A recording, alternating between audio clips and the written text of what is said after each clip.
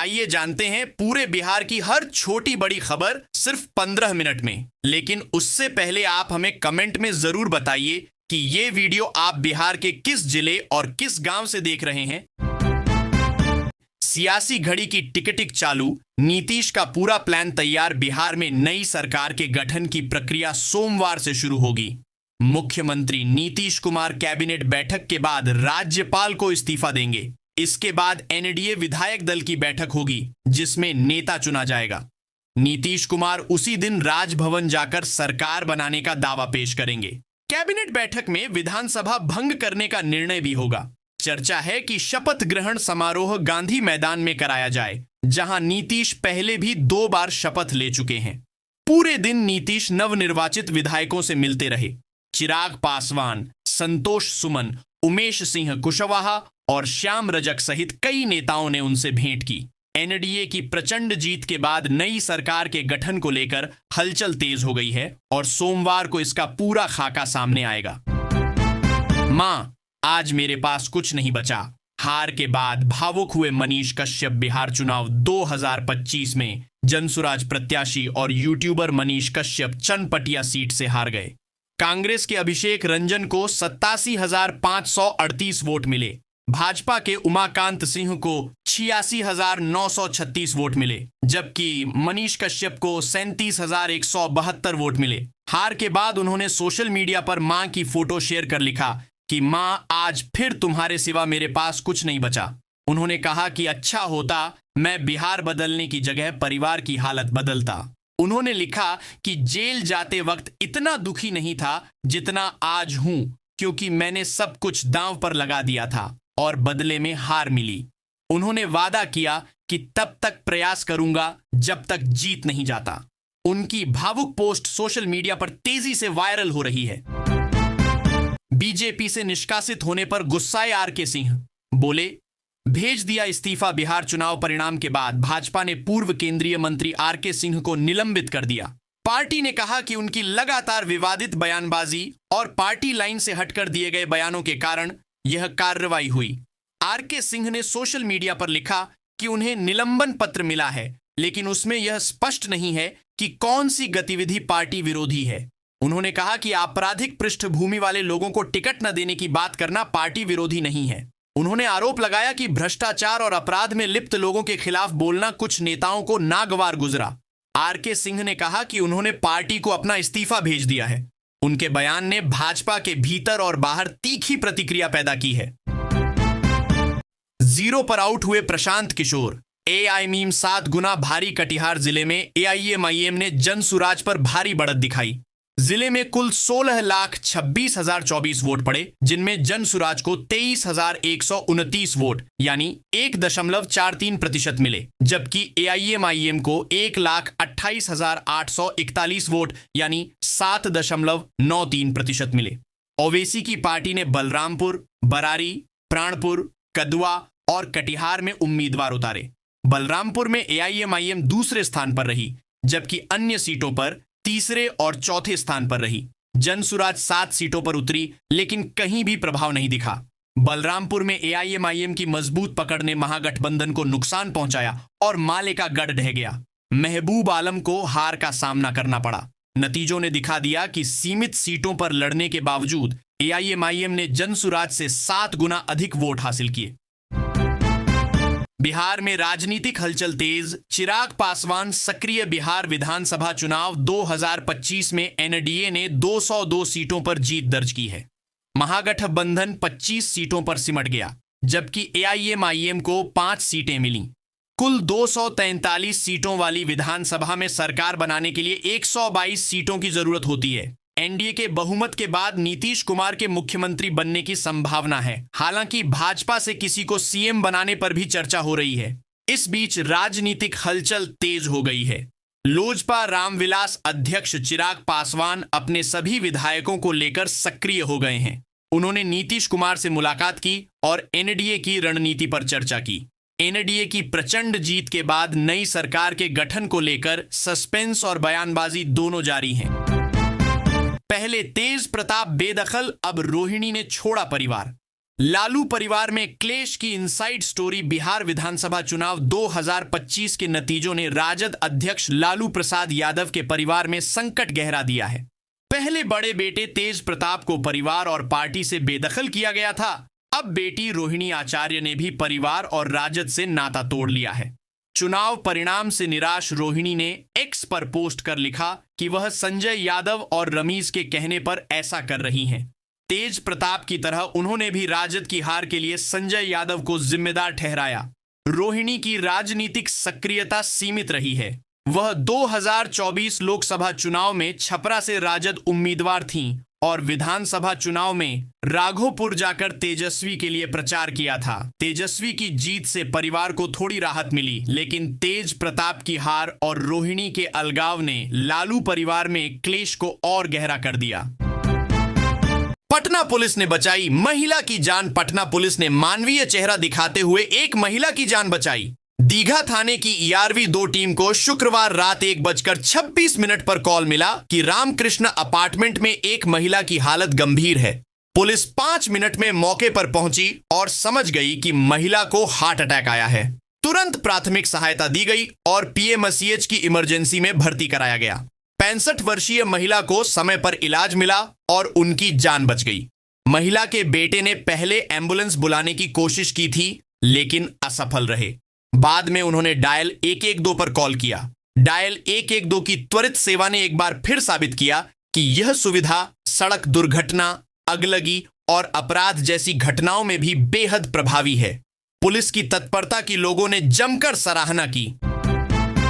कलाधर मंडल और संजीव चौरसिया ने रचा इतिहास। 50,000 से अधिक वोटों से जीतने वाले टॉप 12 बिहार विधानसभा चुनाव 2025 में NDA उम्मीदवारों ने भारी अंतर से जीत दर्ज की। पूर्णिया के रूपौली से कलाधर प्रसाद मंडल ने सबसे बड़ी जीत हासिल की। उन्होंने RJD की बीमा भारती को 73,572 वोटों से हराया। राजधानी पटना की दीघा सीट से भाजपा के संजीव चौरसिया ने CPI ML की दिव्या गौतम को 59,069 वोटों से मात दी। गोपालपुर से बुलो मंडल ने 58,135 वोटों से जीत दर्ज की। औराई से रमा निषाद ने 57,206 वोटों से विजय हासिल की। राजगीर से कौशल किशोर ने 55,425 वोटों से जीत दर्ज की। झंझारपुर से नीतीश मिश्रा ने 54,849 वोटों से जीत हासिल की। जमुई से श्रेयसी सिंह ने 54,498 वोटों से जीत दर्ज की। इन नतीजों ने दिखा दिया कि नीतीश मोदी की जोड़ी पर जनता का भरोसा कायम है और NDA को निर्णायक जनादेश मिला है। कौन बनेगा डिप्टी CM? चिराग ने दिया क्लियर जवाब। NDA की ऐतिहासिक जीत के बाद चिराग पासवान ने मुख्यमंत्री नीतीश कुमार से मुलाकात कर बधाई दी। उन्होंने कहा कि यह पार्टी का दूसरा सबसे बेहतर प्रदर्शन है। उप मुख्यमंत्री पद पर सवाल पूछे जाने पर चिराग ने कहा कि NDA के अंदर बातचीत पूरी होने के बाद ही फैसला बताया जाएगा। लोजपारा विधायक दल की बैठक में राजू तिवारी को नेता चुना गया। चिराग ने कहा कि पार्टी ने 19 कठिन सीटों पर जीत दर्ज की है, जिनमें कई सीटें NDA के लिए लंबे समय से चुनौती थीं। उन्होंने कहा कि NDA ने हमारी पार्टी को 29 सीटें देकर विश्वास जताया था और हमने उस पर खरा उतरने की कोशिश की। बैठक में सभी नवनिर्वाचित विधायक शामिल हुए और भविष्य की रणनीति पर चर्चा हुई। बिहार में MY फैक्टर की हवा क्यों निकल गई? बिहार विधानसभा चुनाव 2025 में RJD का पारंपरिक MY फैक्टर मुस्लिम यादव इस बार असरदार नहीं रहा।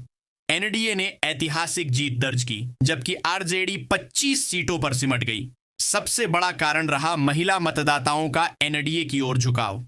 उज्ज्वला, हर घर नल जल, पोषण और छात्राओं को आर्थिक मदद जैसी योजनाओं के साथ चुनाव से ठीक पहले महिलाओं के खातों में 10,000 रुपये की सहायता ने निर्णायक असर डाला। गांव से कस्बों तक महिलाएं NDA के पक्ष में एकजुट दिखीं। दूसरी ओर मुस्लिम वोटों में भारी बिखराव हुआ। AIMIM ने कई मुस्लिम बहुल सीटों पर मजबूत उम्मीदवार उतारे। कांग्रेस में टिकट वितरण को लेकर असंतोष रहा और भाजपा ने अल्पसंख्यक कार्ड खेला। परिणाम स्वरूप मुस्लिम वोट एक तरफा नहीं गए और MY समीकरण कमजोर पड़ गया। नीतीश कुमार देंगे इस्तीफा। कब होगी CM पद की शपथ? बिहार विधानसभा चुनाव 2025 में एनडीए ने 202 सीटों पर जीत दर्ज की है। वर्तमान विधानसभा का कार्यकाल 22 नवंबर तक है और उससे पहले नई विधानसभा का गठन होगा। मुख्यमंत्री नीतीश कुमार आज राज्यपाल आरिफ मोहम्मद खान से मुलाकात कर इस्तीफा दे सकते हैं और शपथ ग्रहण की तिथि पर चर्चा करेंगे। 2010 में भी एनडीए को ऐसी ही जीत मिली थी। इस बार जदयू को 42 सीटों का लाभ हुआ है, जबकि भाजपा के विधायकों की संख्या 15 बढ़ी है। राजद को 50 सीटों का नुकसान हुआ और कांग्रेस प्रदेश अध्यक्ष राजेश कुमार कुटुंबा से हार गए। तेज प्रताप यादव भी महुआ से चुनाव हार गए। एनडीए की जीत ने साफ कर दिया कि अगले सप्ताह तक नई सरकार का गठन होगा और नीतीश कुमार फिर मुख्यमंत्री पद की शपथ लेंगे। मोकामा से लेकर लालगंज तक दबंगों की सीट पर किसका दबदबा? बिहार चुनाव 2025 में बाहुबलियों की सीटों पर दिलचस्प मुकाबले हुए। दशकों बाद लालू प्रसाद रोड शो के लिए निकले और दानापुर में जेल में बंद बाहुबली रीतलाल यादव पर दांव लगाया, लेकिन वे हार गए। सासाराम में राजद प्रत्याशी सत्येंद्र शाह की गिरफ्तारी के बाद पार्टी वहां भी हार गई। दबंग प्रत्याशियों को कई जगह मात मिली, जबकि एनडीए के बाहुबली उम्मीदवार सफल रहे। मोकामा में सूरजभान सिंह की पत्नी वीणा देवी हार गईं, वहीं जदयू से अनंत सिंह विजयी रहे। एकमा से धूमल सिंह, कुचायकोट से अमरेंद्र पांडेय और रघुनाथपुर से शहाबुद्दीन के पुत्र ओसामा साहेब ने जीत दर्ज की। मटिहानी से राजद के बोगो सिंह विजयी रहे। पटना में फ्लू मरीजों की संख्या 35% बढ़ी। मौसम बदलाव और प्रदूषण मुख्य कारण। राजधानी पटना में फ्लू जैसे संक्रमण के मामलों में अचानक बढ़ोतरी दर्ज की गई है। पिछले एक सप्ताह में सरकारी और निजी अस्पतालों में खांसी, जुकाम, बुखार, गले के संक्रमण और ब्रोंकाइटिस से पीड़ित मरीजों की संख्या 30 से 35% तक बढ़ गई है। पीएमसीएच, आईजीआईएमएस, एनएमसीएच और अन्य अस्पतालों में ओपीडी में भीड़ बढ़ी है। आईजीआईएमएस के डॉ मनीष मंडल ने बताया कि अधिकांश मरीज सामान्य वायरल संक्रमण से पीड़ित हैं, जो 2 से 4 दिनों में ठीक हो जाता है। न्यू गार्डिनर रोड अस्पताल के डॉ मनोज सिन्हा ने कहा कि दिन रात के तापमान में 10 से 12 डिग्री का अंतर और हवा में नमी की कमी संक्रमण को बढ़ा रही है। नवंबर में एयर क्वालिटी इंडेक्स 280 से 320 रहा, जो बेहद खराब श्रेणी में है। बच्चों, बुजुर्गों और कमजोर प्रतिरोधक क्षमता वाले लोगों में संक्रमण तेजी से फैल रहा है। विशेषज्ञों ने मास्क, गर्म कपड़े और सतर्कता की सलाह दी है। तीसरा फ्रंट इस बार भी नाकामयाब। जनसुराज फैक्टर हवा बिहार विधानसभा चुनाव 2025 के नतीजों ने एक बार फिर साबित कर दिया कि राज्य की राजनीति एनडीए और महागठबंधन के बीच ही सिमटी रही। प्रशांत किशोर की जनसुराज पार्टी तीसरे विकल्प का माहौल बनाने में सफल रही, लेकिन नतीजों में पूरी तरह फेल हो गई। पार्टी को एक भी सीट नहीं मिली और दूसरे स्थान के लिए भी तरसना पड़ा। मढ़ौरा सीट पर एनडीए प्रत्याशी की अनुपस्थिति के कारण जनसुराज के नवीन कुमार सिंह दूसरे स्थान पर रहे, लेकिन जीत नहीं मिली। तेज प्रताप यादव की नई पार्टी जनशक्ति जनता दल भी हार गई। ओवैसी की एआईएमआईएम सीमांचल में 5 सीटों पर जीत दर्ज कर पाई, जबकि बसपा रामगढ़ में प्रभावी रही। प्रशांत किशोर ने दावा किया था कि जदयू को 25 सीटें भी नहीं मिलेंगी, 25 सीटें भी नहीं मिलेंगी, लेकिन नतीजों ने उनके बयान को गलत साबित कर दिया। जनता ने तीसरे विकल्प को पूरी तरह नकार दिया। राजनीतिक सरगर्मी के बीच लुढ़का बिहार का तापमान। बिहार में चुनावी सरगर्मी के बीच मौसम में ठंडक बढ़ गई है। शुक्रवार को पटना सहित 25 जिलों में अधिकतम तापमान में गिरावट दर्ज की गई। पटना का अधिकतम तापमान 27.7 डिग्री सेल्सियस रहा, जबकि मोतिहारी में 30.0 डिग्री सेल्सियस दर्ज किया गया। मौसम विज्ञान केंद्र पटना के अनुसार दक्षिण पश्चिम बंगाल की खाड़ी में हवा का चक्रवाती परिसंचरण बना हुआ है, जिसके कारण पछुआ हवा का असर जारी है। अगले 3 से 4 दिनों में प्रदेश के कुछ हिस्सों में हल्के से मध्यम स्तर का कोहरा छाने की संभावना है। हालांकि तापमान में बड़े बदलाव की संभावना नहीं है। शुक्रवार को पटना और आसपास का मौसम शुष्क रहा। सुबह शाम हल्की ठंड का असर दिखा, जबकि दिन में धूप निकलने से मौसम सामान्य बना रहा। मौसम विभाग ने कहा कि ठंड का असर धीरे धीरे बढ़ेगा। सुनसान जगह पर रिंग सेरेमनी कर रहे थे प्रेमी प्रेमिका। फिर हुई शादी थाना क्षेत्र के एक गांव में प्रेमी प्रेमिका सुनसान बहियार में रिंग सेरेमनी कर रहे थे। दोनों ने सुल्तानगंज बाजार से आर्टिफिशियल अंगूठी खरीदी और दोपहर में शीतला स्थान पहुंचे। वहां अंगूठी पहनाते देख ग्रामीणों ने उन्हें घेर लिया। खबर फैलते ही भीड़ जुट गई और मंदिर में शादी करा दी गई। ग्रामीणों ने दोनों को अपनी देखरेख में रखा ताकि कोई विवाद न हो। बाद में पुलिस को सूचना दी गई। सुल्तानगंज थाने की टीम मौके पर पहुंची और दोनों को थाने ले आई। प्रेमी प्रेमिका ने बताया कि वे 3 साल से एक दूसरे से प्यार करते हैं। थाना अध्यक्ष मृत्युंजय कुमार ने कहा कि परिजनों को सूचना दी गई है और नियमानुसार कार्रवाई होगी। यह घटना गांव में चर्चा का विषय बनी रही। यहां राजद कांग्रेस की भारी दुर्गति, 62 सीटों में 48 पर एनडीए का कब्जा। बिहार चुनाव 2025 में अंग कोसी और सीमांचल क्षेत्र में महागठबंधन की करारी हार हुई। 62 सीटों में महज 9 पर जीत मिली, जबकि एनडीए ने 48 सीटों पर कब्जा किया। ओवैसी की पार्टी एएमआईएम ने 5 सीटें जीतकर मुस्लिम वोटों में सेंध लगाई। महागठबंधन की आपसी रार ने भी नुकसान पहुंचाया।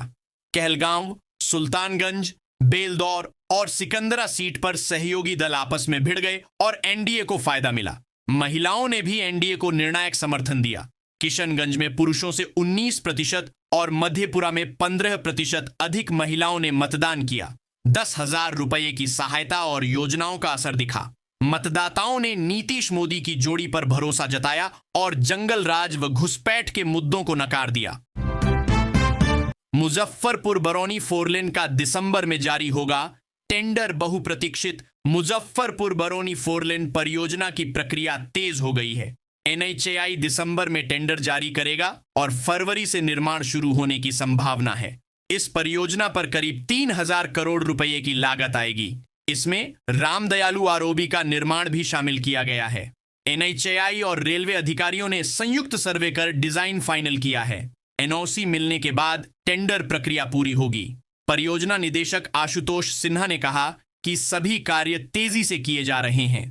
पहले पुल निर्माण विभाग ने 187 करोड़ रुपए में प्राक्कलन तैयार किया था, लेकिन एनएचएआई से एनओसी नहीं मिलने पर काम रुका। अब एनएचएआई स्वयं आरओबी बनाएगा। परियोजना से उत्तर बिहार में यातायात 180 करोड़ रुपए में प्राक्कलन तैयार किया था, लेकिन एनएचएआई से एनओसी नहीं मिलने पर काम रुका। अब एनएचएआई स्वयं आरओबी बनाएगा। परियोजना से उत्तर बिहार में यातायात सुगम होगा। महिला सिपाही के क्रेडिट कार्ड से साइबर फ्रॉड, 20,000 की खरीदारी। बिहार में साइबर अपराधियों के हौसले बुलंद हैं। मुजफ्फरपुर में महिला सिपाही अर्चना कुमारी के क्रेडिट कार्ड से 20,186 रुपये की ऑनलाइन खरीदारी कर ली गई। उन्होंने काजी मोहम्मदपुर थाने में प्राथमिकी दर्ज कराई है। आरोप वेस्ट बंगाल के साहिल खान पर है। पुलिस जांच कर रही है। वहीं जूरन छपरा के डॉक्टर अविनाश कुमार का व्हाट्सएप हैक कर फ्रॉड ने उनके 500 कॉन्टैक्ट से 47,000 रुपए मांगे। 2 लोगों ने पैसे भी ट्रांसफर कर दिए। डॉक्टर ने ब्रह्मपुरा थाने में केस दर्ज कराया। फ्रॉड ने कुरियर डिलीवरी का झांसा देकर कोड डायल कराया और अकाउंट हैक कर लिया। साइबर अपराधियों की बढ़ती घटनाओं से आम लोग असुरक्षित महसूस कर रहे हैं। पुलिस ने जांच शुरू कर दी है। केवल 10,000 से नहीं बनी बात। एनडीए की जीत का असली फैक्टर बिहार चुनाव 2025 के बाद विश्लेषण में जीविका दीदियों को दिए गए 10,000 रुपए की चर्चा हो रही है, लेकिन जीत का असली कारण इससे आगे है। महागठबंधन ने हर घर नौकरी, फ्री बिजली और पेंशन जैसे बड़े वादे किए थे, फिर भी जनता ने उन पर भरोसा नहीं किया। महिलाओं ने घर, परिवार, सुरक्षा, शिक्षा और स्वास्थ्य को प्राथमिकता दी और एनडीए को वोट दिया। जातीय समीकरण पुरुषों तक सीमित रहे। छठ पर्व के बाद सकरा की सभा में राहुल गांधी के बयान को पीएम मोदी ने मुद्दा बना लिया। राजद और कांग्रेस में समन्वय की कमी रही। एनडीए नेताओं के बयानों में विश्वास और स्पष्टता रही। जंगल राज को रोकने का नैरेटिव सेट हुआ। मोदी, नीतीश और अमित शाह ने इसे अलग अलग तरीके से परिभाषित किया और जनता को भरोसा दिलाया। गया में विजय जुलूस के दौरान पत्थराव, धार्मिक स्थल क्षतिग्रस्त। बेलागंज थाना क्षेत्र के दातपुर टोला फरीदपुर में एनडीए प्रत्याशी मनोरमा देवी की जीत के बाद निकाले जा रहे विजय जुलूस के दौरान 2 समुदायों में विवाद हो गया। डीजे की धुन पर निकले जुलूस में शामिल लोगों और स्थानीय निवासियों के बीच कहासुनी हुई। जो हिंसक झड़प में बदल गई। दोनों ओर से पथराव हुआ और एक धार्मिक स्थल को आंशिक क्षति पहुंची। सूचना पर पुलिस और जिला प्रशासन मौके पर पहुंचा और स्थिति नियंत्रित की। जिलाधिकारी शशांक शुभंकर और एसपी आनंद कुमार ने घटनास्थल का जायजा लिया। फरीदपुर निवासी मो औरंगजेब की शिकायत पर 14 नामजद और 50 अज्ञात लोगों पर एफआईआर दर्ज हुई। 4 आरोपियों को गिरफ्तार कर लिया गया है। थानाध्यक्ष मनोज पांडेय ने बताया कि स्थिति नियंत्रण में है और सशस्त्र पुलिस बल तैनात है। एआईएमएम की रणनीति ने पलटा पासा। कांग्रेस और महागठबंधन कमजोर बहादुरगंज विधानसभा सीट पर एआईएमआईएम प्रत्याशी मुंह। तौसीफ आलम की जीत ने महागठबंधन और कांग्रेस को कमजोर कर दिया। लोगों ने उनकी जीत का श्रेय सुव्यवस्थित चुनावी रणनीति को दिया। 4 बार विधायक रहे तौसीफ आलम ने अपने भाई फैयाज आलम और हैदराबाद से आए विधायक माजिद हुसैन के साथ मिलकर महिला वोटरों पर खास पकड़ बनाई। नुक्कड़ सभाओं और जनसंपर्क अभियान से उन्होंने एक मुश्त वोट बटोरे। महागठबंधन और एनडीए प्रत्याशी केवल प्रचार तक सीमित रहे और कोई ठोस रणनीति नहीं बना पाए। कांग्रेस प्रत्याशी मुसब्बिर आलम ने स्वीकार किया कि समय की कमी और योजनाबद्ध जनसंपर्क न होने से हार मिली। एआईएमआईएम की जीत ने दिखा दिया कि सीमांचल में उनकी पकड़ मजबूत हो रही है। खेसारी का trend, the end, Pawan Singh का पावर चढ़ा। शाहाबाद क्षेत्र में इस बार भोजपुरी सिने स्टार पवन सिंह का जादू चला। भाजपा ने उन्हें स्टार प्रचारक बनाया और उनकी लोकप्रियता ने एनडीए को 22 में से 19 सीटों पर जीत दिलाई। 2020 में एनडीए को यहां केवल 2 सीटें मिली थीं। पवन सिंह ने आरा, बक्सर, रोहतास और कैमूर जिलों में ताबड़तोड़ जनसभाएं की। उनकी सभाओं में भारी भीड़ उमड़ी और कार्यकर्ताओं में उत्साह भर गया। चुनाव प्रचार से पहले उन्होंने गीत जोड़ी मोदी नीतीश के हिट हुई गाया, जो इंटरनेट और जमीनी स्तर पर थीम सॉन्ग बन गया।